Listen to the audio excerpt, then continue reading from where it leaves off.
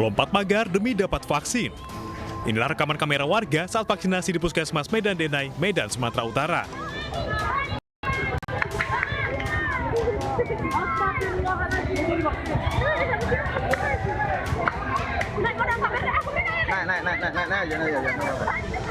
Upaya menertibkan warga sia-sia. Semua berebut menjadi terdepan agar mendapat jatah vaksin corona.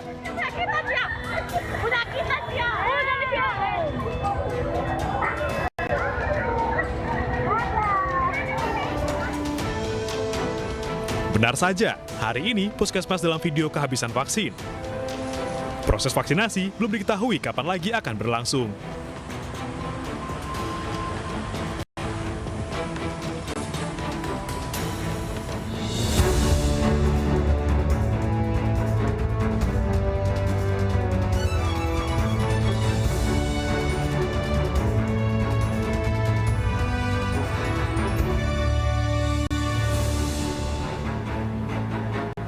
Halo, selamat malam pemirsa. Anda menyaksikan iNewsroom, ruang diskusi dengan informasi yang komprehensif.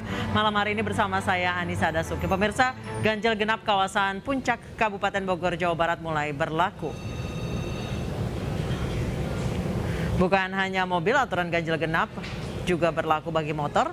Ganjil genap berlaku 24 jam setiap akhir pekan. Kendaraan darurat masih boleh melintas termasuk angkutan umum.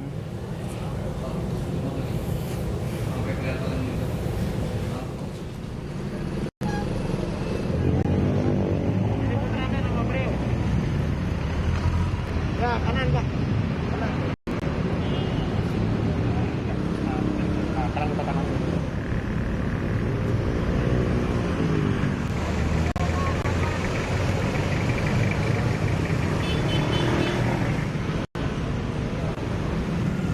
Sementara itu, aturan ganjil genap untuk masuk ke kota Bandung berlaku sejak pukul 6 pagi hingga pukul 9 malam. Petugas gabungan TNI Polri berjaga di 5 gerbang tol, salah satunya di pintu tol Paster, memeriksa satu persatu mobil berplat nomor luar Bandung yang tidak sesuai dengan tanggal ganjil atau genap.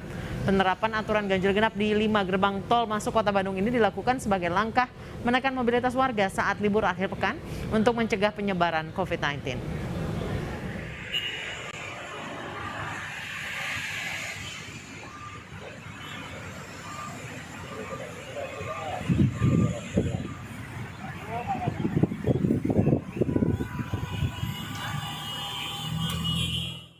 Kita akan memantau pemberlakuan kebijakan ganjil genap di Puncak Bogor, Jawa Barat, dan di Bandung, Jawa Barat. Sudah ada rekan Vito Erlangga yang berada di kawasan Puncak Bogor dan Desi Juliani di Bandung. Kita ke Vito terlebih dahulu, pemirsa. Vito, seperti apa pemberlakuan ganjil genap di kawasan Puncak Bogor? Masih banyakkah pengendara yang diputar balik?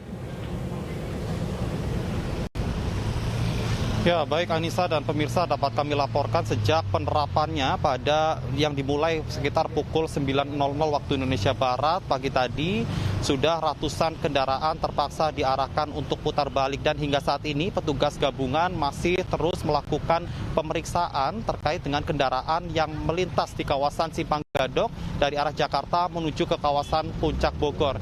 Petugas kepolisian juga membagi dua lajur, yang mana lajur kiri ini ditujukan bagi kendaraan dengan plat nomor ganjil, yang mana seperti kita ketahui bahwa memang pada hari ini merupakan tanggal ganjil, sehingga hanya kendaraan dengan plat nomor ganjil saja yang diperbolehkan untuk melanjutkan perjalanan menuju ke kawasan Puncak Bogor.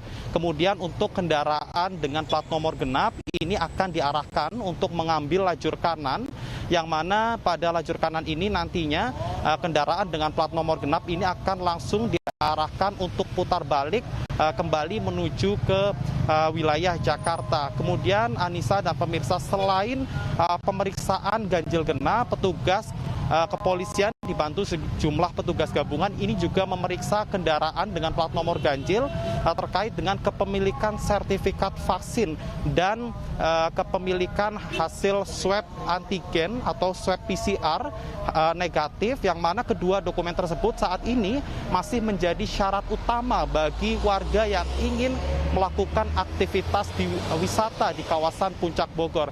Dan seperti diketahui memang berdasarkan keterangan dari AKP Diki Pranata selaku Kasatlantas Polres Bogor, pihaknya sendiri menyebut bahwa memang penerapan ganjil genap ini rencananya akan diuji cobakan setiap akhir pekan, khususnya pada hari Sabtu dan Minggu. Hal ini merupakan hasil dari evaluasi yang mana sebelumnya pada pekan-pekan sebelumnya setelah pemerintah Kabupaten Bogor ini menerapkan PPKM level 3 terjadi kenaikan angka mobilitas warga khususnya menuju ke kawasan wisata Puncak sebanyak 40%. Maka dari itu untuk penerapan ganjil genap ini diharapkan bisa menurunkan mobilitas warga sehingga meminimalisir penyebaran virus COVID-19 khususnya di kawasan wisata.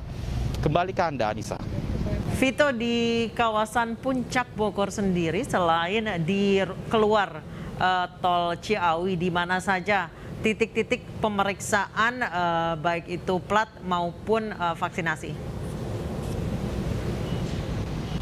Ya baik Anissa, dapat kami jelaskan selain di tempat di mana saat ini saya melaporkan yaitu di Simpang Gadok, pihak kepolisian juga menyiagakan titik-titik pemeriksaan yaitu di kawasan Rainbow Hill, kemudian di kawasan Sentul, kemudian di kawasan Bendungan, serta di sejumlah di 2 titik lainnya. Dan selain itu untuk jam pemeriksaan sendiri ini dilakukan selama 24 jam non-stop dan berdasarkan pemantauan kami memang sejumlah kendaraan ini khususnya dari pagi tadi ini sudah ratusan kendaraan yang terpaksa harus diarahkan putar balik. Dan berdasarkan keterangan dari Kasatlantas Polres Bogor sendiri, pihaknya sendiri terus akan melakukan pemeriksaan khususnya pada akhir pekan pada hari Sabtu dan Minggu besok, yang mana diprediksi akan banyak warga yang berbondong-bondong menuju ke kawasan Puncak Bogor.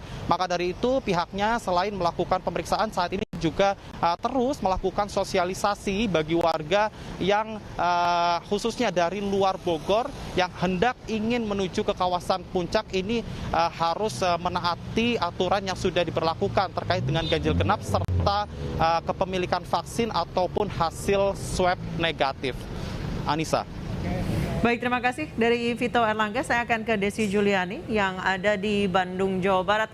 Desi, saat ini ada pemeriksaan di 5 gerbang masuk ke kota Bandung. Saat ini di tempat Anda melaporkan seperti apa? Apakah di gerbang tol Paster terjadi penumpukan kendaraan? Ya, selamat malam Anissa dan pemirsa. Saya akan menunjukkan kepada Anda juga pemirsa situasi dari tol Paster malam hari ini, di mana malam hari ini tidak ada petugas yang berjaga di sekitar tol Paster, mengingat memang sedang istirahat sampai nanti pemeriksaan akan dilanjutkan setelah pukul 19.00. Ini Anda bisa lihat Anissa dan pemirsa di belakang saya, ini situasi terkini dari gerbang tol Paster, di mana pada siang hari tadi memang sempat terjadi penumpukan kendaraan bahkan sampai dengan 3 km. Hal ini dikarenakan dari 11 gardu tol yang beroperasi hanya 6 yang dibuka. Namun melihat kepadatan yang cukup padat seperti itu, akhirnya petugas membuka seluruh gerbang tol menjadi 11 gardu ini tetap beroperasi seperti itu. Dan dari informasi yang kami dapatkan sejak pukul 6 pagi tadi hingga pukul 5 sore ini sudah ada 545 kendaraan yang diperiksa, 109 diantaranya diputar balik. Jadi ini memang agak berbeda dengan tadi yang dilaporkan oleh Vito di Kota Bandung sendiri. Mereka yang keluar dari exit tol Paster ini nanti akan dipisah seperti itu, Anissa. Ini untuk plat dan pemberlakuan ganjil genap ini hanya berlaku bagi plat nomor selain plat D. Jadi untuk warga yang plat nomornya D ini tidak diperhatikan, tidak diperhatikan ganjil genapnya seperti itu, mereka langsung melaju saja. Tapi yang diperiksa hanyalah mereka yang berplat nomor selain D. Hari ini tanggal ganjil, berarti yang boleh memasuki wilayah Bandung adalah mereka yang berplat nomor ganjil. Anissa. Baik, Desi, sejauh ini apakah ada antisipasi di sejumlah kawasan wisata di kawasan Bandung, salah satunya di kawasan Lembang, apakah akan ada ganjil genap ataupun titik pemeriksaan di sana? Ya, sejauh ini Anissa, dari informasi yang kami dapatkan memang untuk kawasan wisata sendiri ini memang belum boleh beroperasi karena mengingat wilayah Bandung Raya sendiri ini masih berada dalam PPKM level 3 dan tempat wisata ini beroperasi hanya untuk bagian atau area kulinernya saja seperti itu, Anissa. Jadi belum terjadi penumpukan kendaraan seperti akhir pekan biasanya. Namun ini berdasarkan informasi yang bisa kami kutip dari Humas Kabupaten Bandung Barat, memang ini ada beberapa titik di kawasan Padalarang, Kabupaten Bandung Barat yang juga dilakukan penyekatan. Namun penyekatan ini sekali lagi masih berlaku untuk sesuai dengan tanggal yang berlaku, seperti itu tanggal ganjil untuk plat nomor ganjil, tanggal genap berlaku untuk plat nomor genap. Dan sejauh ini tidak ada sanksi yang diberikan, hanya mereka yang tidak memenuhi kriteria tersebut diputar balikan seperti itu. Hanya saja untuk kendaraan ini adalah yang dikecualikan ini adalah untuk kendaraan Dinas TNI Polri, kemudian juga untuk kendaraan diplomatik, kendaraan dengan TNKB merah atau kuning, kemudian juga untuk kendaraan angkutan barang, pemadam kebakaran, dan juga kendaraan ambulans atau yang mengangkut pasien COVID-19. Anissa. Baik, terima kasih Desi Juliani melaporkan dari Bandung, Jawa Barat, dan sebelumnya ada Vito Erlangga dari kawasan Puncak Bogor, Jawa Barat. Terima kasih teman-teman, selamat bertugas kembali. Pemirsa, bubarkan muda-mudi pesta miras saat PPKM, petugas Satpol PP menendang kepala seorang pemuda. Korban yang ditendang minta maaf, sementara Satpol PP kena sanksi disiplin.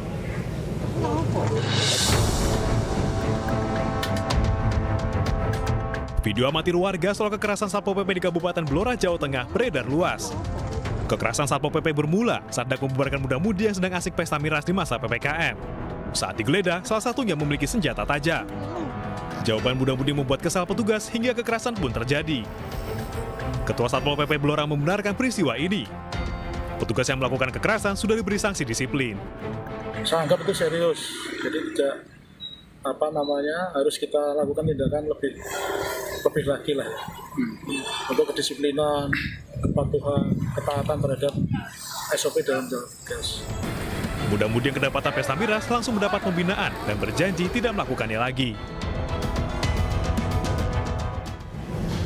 Pemirsa, bagaimana bisa data pribadi Presiden Joko Widodo di aplikasi Peduli Lindungi bocor dan tersebar luas? Kami akan membahasnya usai jeda berikut, tetap di iNews.